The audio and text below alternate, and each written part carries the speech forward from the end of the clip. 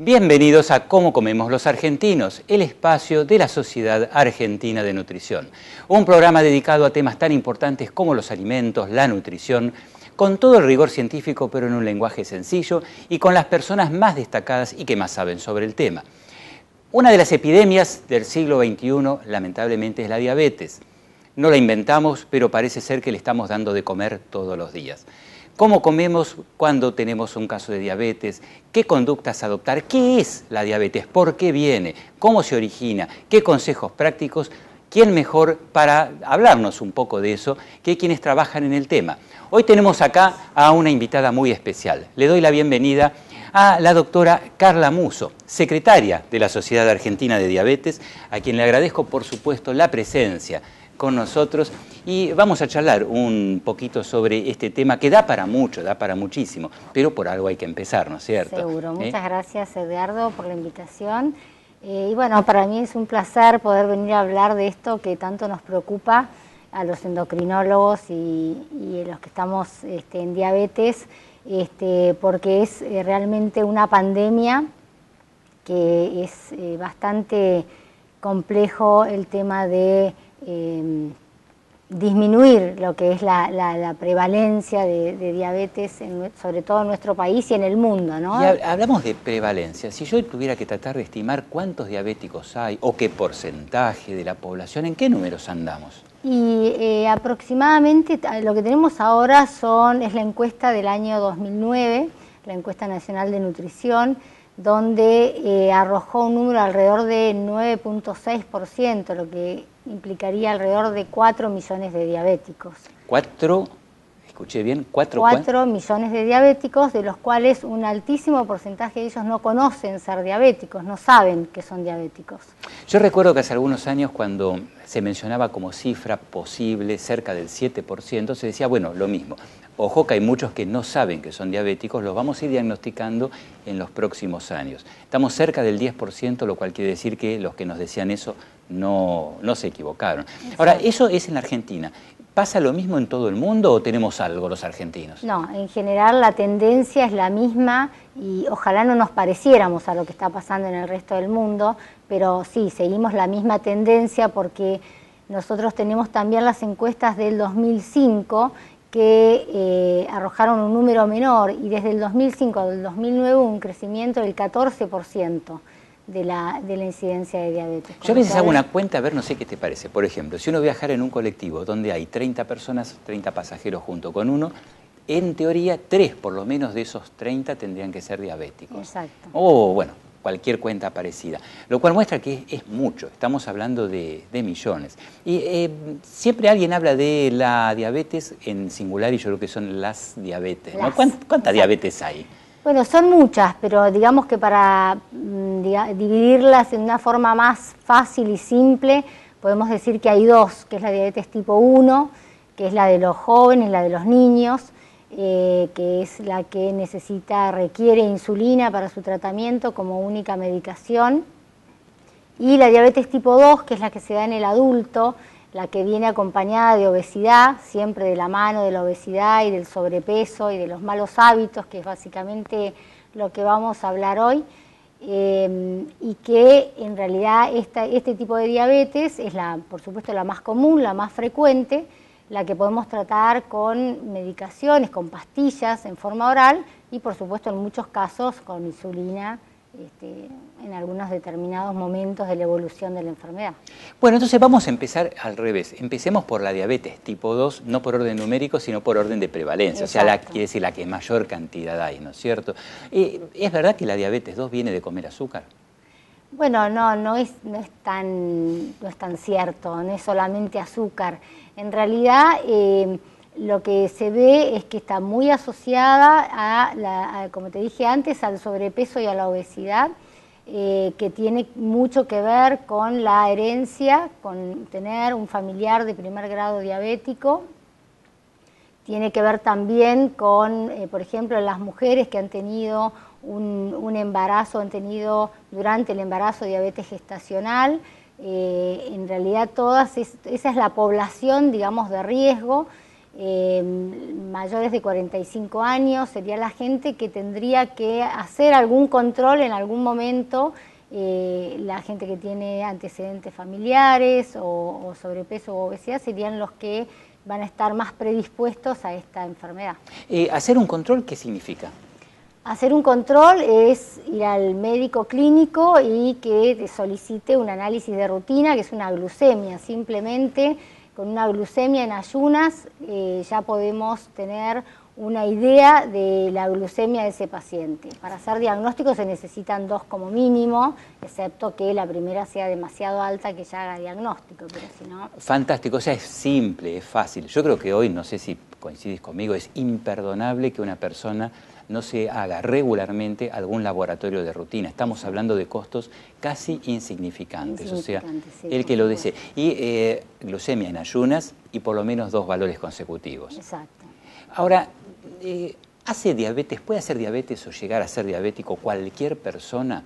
¿O solamente algunos es como que tienen más predisposición? Tienen más predisposición con estas características que te digo, con digamos antecedentes familiares, pero cualquier persona puede ser diabética, o sea que tendría que tener, después de los 45 años, se debería hacer un análisis de rutina todas las personas, hombres, mujeres, independientemente de la carga genética que tenga.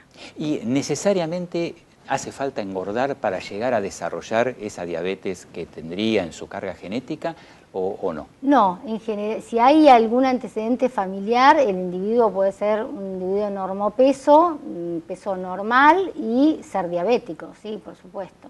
Lo que pasa es que en el principio de la enfermedad no hay demasiada sintomatología, la persona se siente bien y bueno, y es diabético, puede serlo sin conocer y sin tener ningún síntoma de los que llamamos síntomas cardinales, que ya son síntomas que aparecen cuando las glucemias son más elevadas. Sí, hoy sería como imperdonable en el mundo moderno que se vea gente que inicia su diabetes de un modo catastrófico en la guardia de un hospital, ¿no es cierto? Sí, en por realidad... supuesto, pero lo vemos. Recibimos pacientes que vienen a hacer un control de rutina para una cirugía y nos encontramos con pacientes que tienen glucemias de 200, 250 o 300 y que no tenían síntomas, nunca les dijeron nada, nunca se habían hecho un análisis y bueno, tenemos el diagnóstico. Esa diabetes tipo 2, que es la que estamos hablando ahora, si quisiera hacer algo para prevenirla, ¿qué estrategias son importantes para prevenirla? Para tratar de que, si es que tengo mi predisposición genética, o bien no la llegue a tener en el futuro, o quizás la tenga lo más tarde posible. Lo ideal es una alimentación, una buena alimentación a lo largo de toda la vida, por eso yo creo que los hábitos alimenticios sanos y saludables se tienen que implementar desde la niñez, desde el colegio, desde el recreo en el colegio, que creo que es una tendencia que se está comenzando a hacer, no en todos los colegios, pero en muchos, y por supuesto mantenerse haciendo actividad física y estimular la actividad física en todas las edades, en todas las etapas de la vida, y por supuesto evitando siempre el sobrepeso o la obesidad. Rescatando un poco esas dos cosas que me parece como que son las claves de la prevención, de una buena estrategia. No podemos modificar la genética, lo que tenemos lo tenemos, ¿no es cierto? Pero sí en cambio podemos modificar las condiciones externas, las ambientales como solemos llamar. Una obviamente tiene que ver con la alimentación. Una buena alimentación, ahora vamos a ver de qué se trata, pero una buena alimentación puede ser una buena estrategia. Y ser activos, movernos, a lo que en conjunto llamamos buenos hábitos, hábitos saludables. Si te parece bien, vamos a hablar un poquitito de alimentación, después vamos a tocar el tema de diabetes 1, porque evidentemente no es tanta gente, pero es mucha, y por supuesto también hay que ver cómo manejan su alimentación al respecto. ¿Sí? Eso, si te parece bien, lo vamos a hacer sumando a nuestra mesa a una experta en nutrición para que nos ayude, nos guíe y nos ilustre un poquitito más, ¿de acuerdo? ¿Qué es el tratamiento alimentario de la diabetes tipo 2? ¿Qué es la diabetes tipo 1? ¿Qué otras medidas se pueden tomar? ¿Qué es lo que se está investigando? Todos esos temas a continuación en Cómo comemos los argentinos.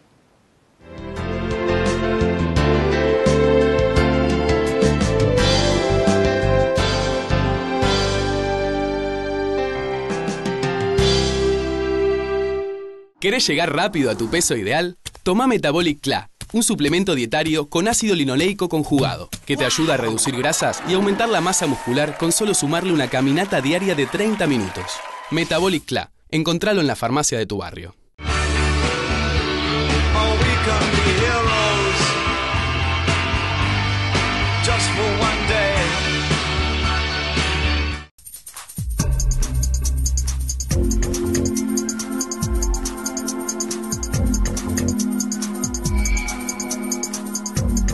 Somos una empresa líder en alimentos y bebidas. En nuestras plantas producimos alfajores, chicles, chocolates, caramelos, galletitas, pastas y bebidas para hacer tu día delicioso y así lograr una diferencia de sabor. Con Kraft Foods, hacé tu día delicioso.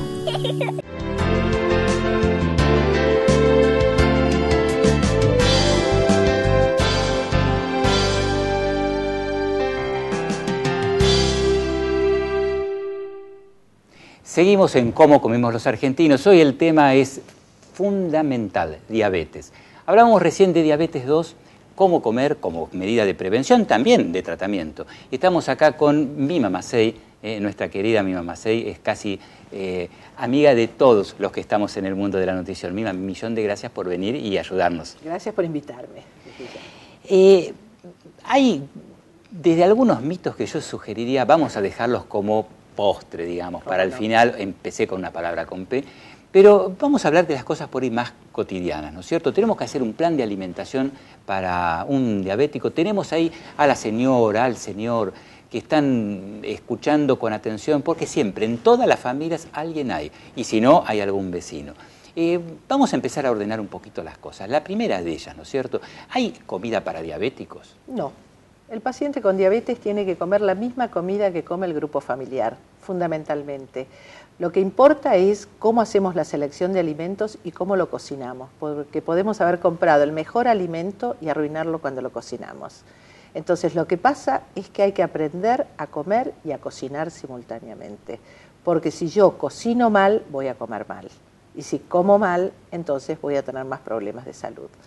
Empezamos a dar ejemplos porque me quedé con las ganas ahora. Claro, fíjate que nosotros cuando le decimos a las personas que tienen que comer 5 grupos básicos, el grupo de los almidones, donde tengo el pan, las pastas, los cereales, las legumbres y la papa, batata, choclo, el grupo de las verduras y frutas con los 5 colores para poder tener todos los antioxidantes, el grupo de las proteínas donde tengo las carnes de todo tipo, los huevos y los quesos, el grupo de los lácteos y el grupo de las sustancias grasas. Hay amigos preferidos y amigos ocasionales. Hay amigos que tienen que estar permanentemente en nuestro plato, pero eso no quiere decir que un amigo ocasional no pueda hacer una porción de pizza. Al paciente hay que enseñarle a comer esa porción de pizza para que no se desequilibre en su plan de alimentación. No se debe prohibir, está prohibido prohibir. Perfecto. Rescata un poco el concepto de las leyes de alimentación, variado, obviamente suficiente. Exacto. Y balanceado, ¿no? Equilibrado fundamentalmente y variado es fundamental también.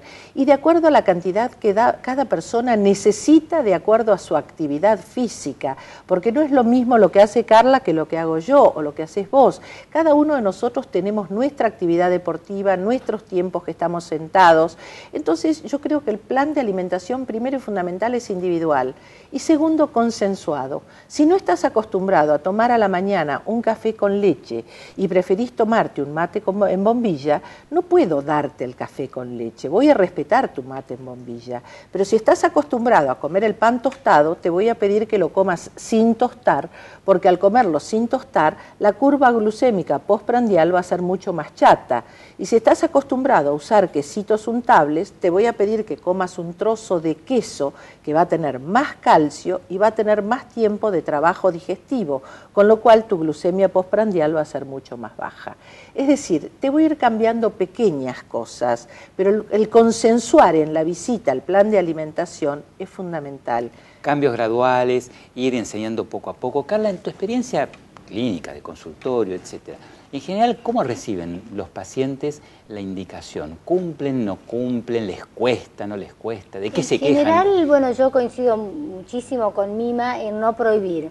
La idea es no darle no a los pacientes, sino yo en general les dibujo un plato, porque bueno, obviamente lo que hacemos los médicos es derivarlos en algún punto al licenciado en nutrición para que le arme algo más armónico. En la consulta tratamos de que se vaya con ideas básicas de qué es lo que es mejor que coma, qué es lo más saludable, porque a veces los pacientes tuvieron algún familiar o tienen alguna idea, pero otros pacientes es su primera experiencia, es el primero de su casa y entonces desconoce absolutamente la forma de comer. Entonces lo que yo hago normalmente es le dibujo un plato donde lo divido en 3, la mitad del plato son las verduras, las hortalizas, un cuarto del plato es una porción de carne, de pollo, de pescado, o huevos o queso, que serían las proteínas, y el otro cuarto del plato restante son los hidratos de carbono, que equivale a la papa o a la batata, a los fideos, al arroz. Nada de eso está prohibido, porque bueno, los pacientes muchas veces vienen con este tema de la prohibición de la papa, del arroz, de los fideos, y es muy traumático porque son cosas que están en la familia, que todos comen, y ellos quedan, como dice mi mamá, comiendo una comida especial que en realidad los aísla un poco de lo que es la comida familiar o compartir la mesa y la comida con su familia. Te fijas qué curiosos juegos de letras, ¿no? 2P, prohibido, prohibir. Yo a veces uso también las 2P para decir paciencia y perseverancia, o sea, un régimen es para siempre, ¿no? Ahora, pregunta a las dos, ¿a quién le tiene más miedo un paciente? ¿Al diabetólogo o a la licenciada? No, yo creo que no le tiene miedo a nadie. Yo creo que lo que no quieren es llevarse una lista de comida tachada, básicamente. Entonces, eso yo creo que es lo que hay que evitar. A veces hay licenciados en nutrición que hacen una lista y empiezan a tachar todo lo que no puede. Y eso en realidad es muy traumático para el paciente, porque prefieren que uno le diga todos los sí, y hay cosas que uno trata, como dice Mima, de decir que lo eviten. Por ejemplo, que si van a comer papa, coman la papa cortada en pedazos o al horno y fría, que va a tener, se va a absorber de una forma diferente, la glucemia va a aumentar mucho menos cuando la come de esa manera que si la come en puré, por ejemplo, o así varios ejemplos. Por ejemplo, el tema de las frutas, que no tratar de que los jugos de fruta son para evitar, porque en realidad no está comiendo la fibra de la fruta, sino solamente el jugo, que es la fructosa, y que eso estamos tirando la mayor parte de la fruta. Y la fruta cocida, porque hay que pensar que cuando la gente cocina la fruta está perdiendo una cantidad de vitaminas muy importantes. Los minerales quedan, pero las vitaminas desaparecen. Entonces, en realidad, cuando nosotros estamos dando el grupo verduras y frutas, lo estamos dando por las vitaminas, por los minerales, por los fitonutrientes y por los antioxidantes. Y estamos perdiendo mucho de esos nutrientes. ¿Puedo comer uva? Por supuesto, desde ya. 12 uvas tienen la misma cantidad de azúcar que media manzana, o que media banana, o que un kiwi, o que una naranja. Quiere decir que yo puedo comer banana, siempre buscando que sea amarilla verdosa, puedo comer manzana, puedo comer kiwi. La única fruta que yo trato de pedirles que tengan más cautela es la sandía. La sandía tiene un índice glucémico, o sea, una velocidad de absorción muy parecida a las bebidas deportivas, o sea que se absorbe muy rápidamente. La sandía es una amiga para las hipoglucemias. Ahí sí, ahí tiene una aplicación. Exacto, ahí tiene una aplicación. Por eso es prohibido prohibir, porque lo que yo le doy para una cosa puede ser que me sea útil para otra. Entonces, si yo se lo prohíbo, el paciente se queda mirando y me dice, pero si me prohibiste la sandía. No, la sandía tiene utilidad para la hipoglucemia, porque salen de la hipoglucemia volando. En su justo momento todo es oportuno, ¿no es cierto? Quedan picando un par de temitas que ahora a continuación los vamos a tratar. Primero, no nos olvidemos, como dijimos, del diabético tipo 1. No vamos a hablar mucho de medicación porque eso ya es quizás más específico, es más de consultorio, pero las dos acaban de derribar grandes mitos. Del pan, de la papa, de la pasta, eso merece una consideración un poquitito más destacado, porque yo estoy seguro que quien está ahí está seguramente en este momento haciéndose una especie de revolución en la cabeza. Me están cambiando lo que creí que tal vez quizás el no especialista le había dicho, o alguien quizás no tan bien formado, etcétera. Edgardo, el alimento para diabético no existe. No existe, ¿no es cierto? No existe. En eso estamos totalmente de acuerdo. Como no hay alimentos para diabéticos, vamos a tratar de reforzar ese concepto, ¿no es cierto? A veces te aclaro que los pacientes se van asustados cuando les decimos que pueden comer papas, fideos, pan. Dicen, pero a mí no puede ser. Siempre me no dijeron, fue lo primero que me prohibieron. Entonces, bueno, tratar de ir explicándole por qué. Entonces, yo siempre les hago la curva de cómo se absorbe una papa y cómo se absorbe el puré de papa o el jugo de naranja y una naranja entera. Y me contás cómo sale la curva, que ahí me quedo con las ganas, ni bien volvemos. ¿Qué les parece? Perfecto. ¿Sí? Siempre acá en Cómo Comemos los Argentinos.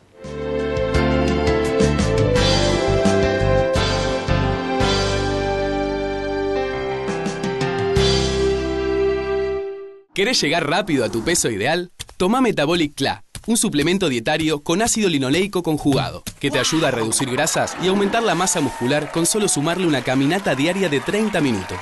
Metabolic Cla, encontralo en la farmacia de tu barrio.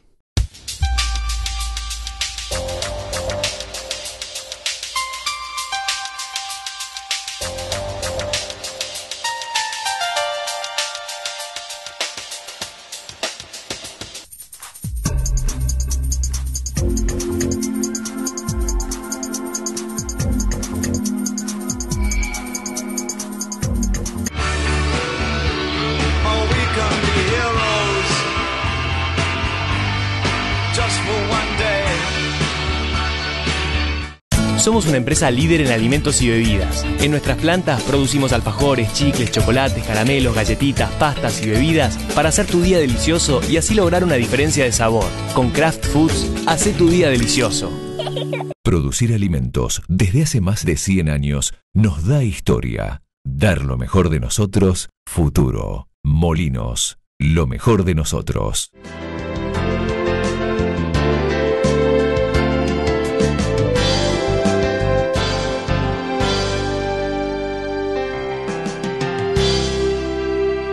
Diabetes en cómo comemos los argentinos. Un tema que da para mucho y que seguramente lo vamos a seguir paso a paso.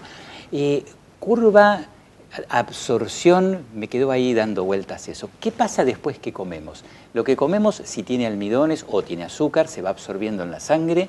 ¿Y qué nos interesa? ¿Que pase rapidito a la sangre o que pase despacio? No, justamente lo que intentamos es que los alimentos tengan la mayor cantidad de fibra posible para que se absorban lentamente y que hagan una curva lo más plana posible después de las comidas, que es lo que se llama glucemia postprandial. Porque sabemos que la glucemia postprandial, cuando es muy elevada y hay mucha variabilidad, muchos altos y bajos, picos y valles, eso es perjudicial para la diabetes, es perjudicial para el paciente. Es lo que, digamos, en el largo plazo va a traer complicaciones.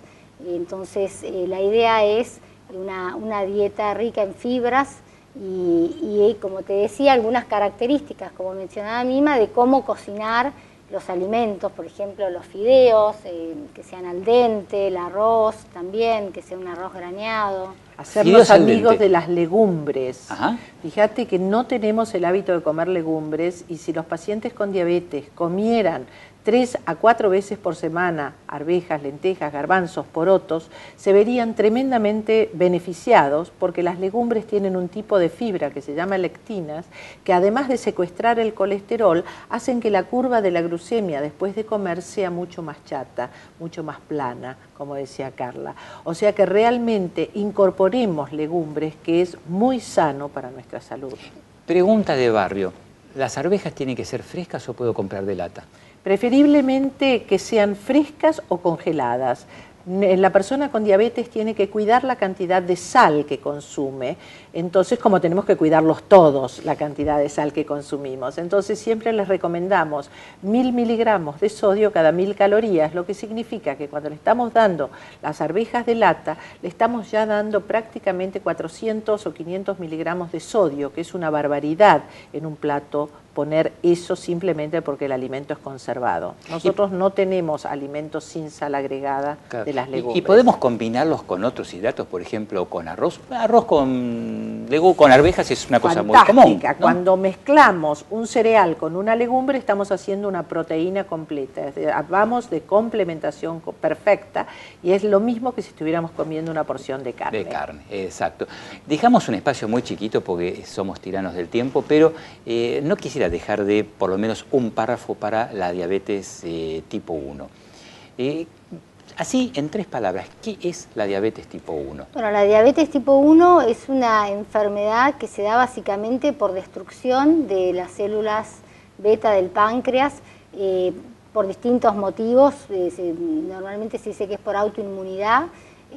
Hay algún desencadenante normalmente, que puede ser alguna infección, algún virus, hay determinadas sustancias que pueden provocar esto. Lo vemos en los niños y en los adultos jóvenes como la presentación más frecuente.